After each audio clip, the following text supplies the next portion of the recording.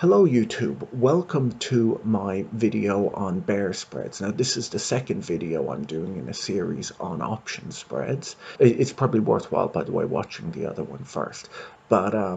So what is a bear spread? A bear spread is an option spread position, which means that we're buying and selling equal amounts of the same class of option, and by class I mean calls or puts, with different strike prices.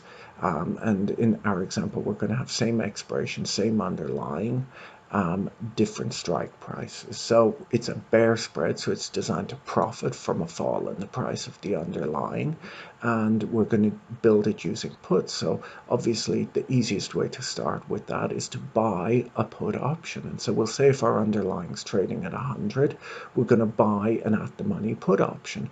And so you can see on your screen there's a few things, but we've got their long put K2, and that is the first put that we're buying, and then we're going to sell put K1, so a put with a strike of K1, and that then gives us our payoff, which is the heavy black line that you can see that's somewhere in between them.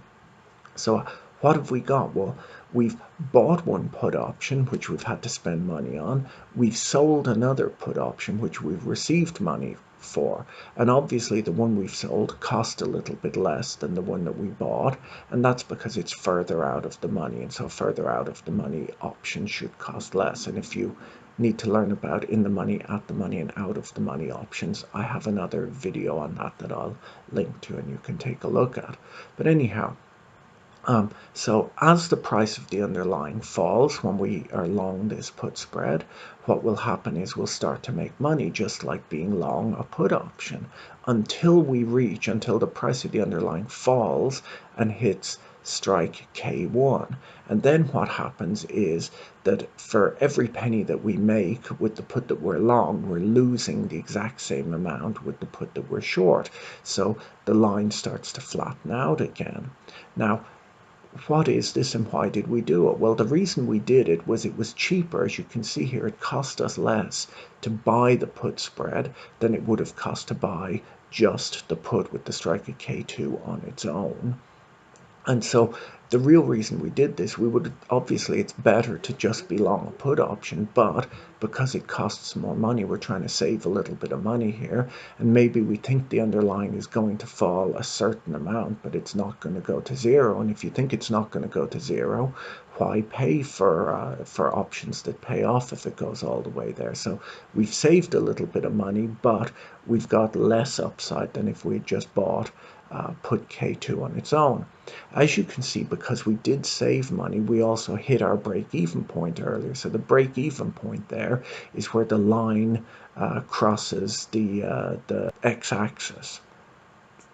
And then we start to make money until it falls and hits strike K1. So what is the most money we can make with this bear put spread? Well, the most we can make is if it falls, and if it falls at least to K1 or further, but we don't really make any additional money if it falls further. So the most we can make is the difference between those two strike prices, so the difference between K1 and K2 less the amount we spent on premium. So let's throw in a few numbers so it makes a bit of sense. Let's imagine that we bought that spread for $10, so the amount we paid out for one call option less the amount we received for the other came to $10, and the difference between the strikes is $50. So given those numbers, the most we can make is the difference between the strikes, which was $50, less the amount we spent on premium, which was $10. So the most we can make is $40.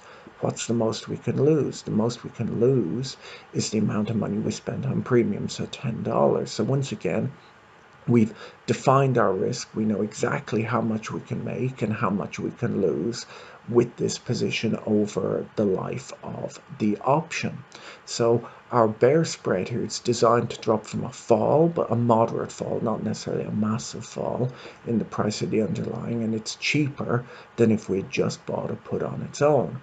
Now, as I mentioned in our prior video on bull call spreads, whenever we've bought and sold these options, someone else has sold and bought them. They're on the other side of that transaction. So their payoff will be the exact opposite of ours. So we'll say, for example, if you wanted to bet that this moderate drop in the price of underlying would not occur, you could have sold the spread rather than buying it, and then your payoff would be the exact opposite, which would mean that the most you could lose would be the difference between the strikes less the amount of premium that you received. So that would once again be $40, and the most you could make is the premium that you receive, which was $10. So that is a bear put spread.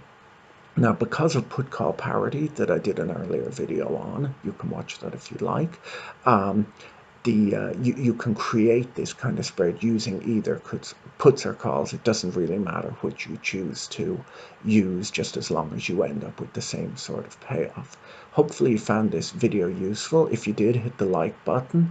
If you'd like to see more like it, hit the subscribe button. And if you'd like to follow along in the book, there's a link to it in the description below.